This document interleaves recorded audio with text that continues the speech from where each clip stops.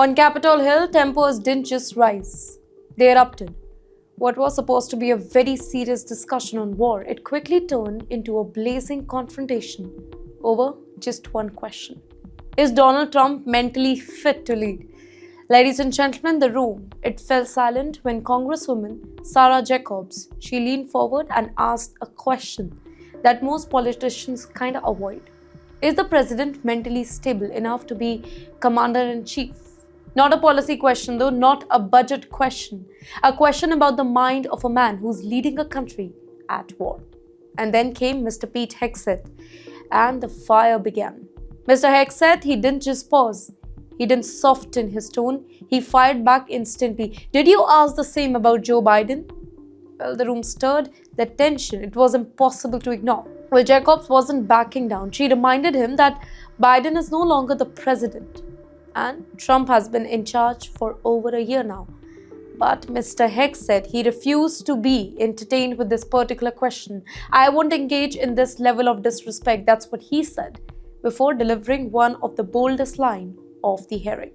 He is the sharpest commander-in-chief in generations. Well, all of this unfolded while war continued to rage.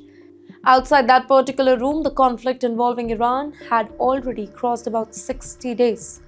13 US service members, they were dead, countless lives. They were lost in the Iran war.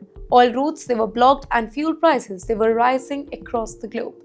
And at the center of all of this, there were decisions that were made just by one man.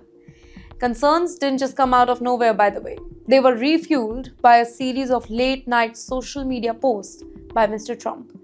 One message warned that a whole civilization will die tonight. Another showed an AI-generated image portraying him as a divine, Christ-like healer here. Jacobs held up that particular image during the hearing, pointing out that even some of Mr. Trump's own supporters, they were uncomfortable and that religious groups found it very, very offensive. Her question was direct. How do I explain this to my constituency? But again, Mr. Hegseth said, he shut it down. I am not here to explain posts. He was kind of doubling down with, we have an incredible commander-in-chief who puts troops first.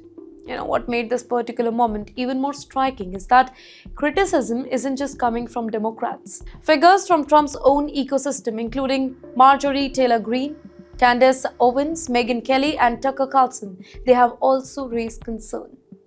You know what? When voices from both sides, they begin questioning, it stops being just politics and it kind of becomes something bigger.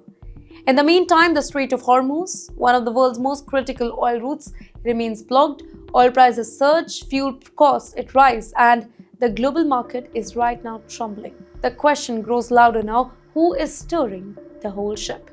Well, just hours before the hearing, Mr. Trump posted again, by the way, at 4 a.m. alongside an AI-generated image of himself in a suit and sunglasses, holding a rifle. He wrote that Iran can't get their act together.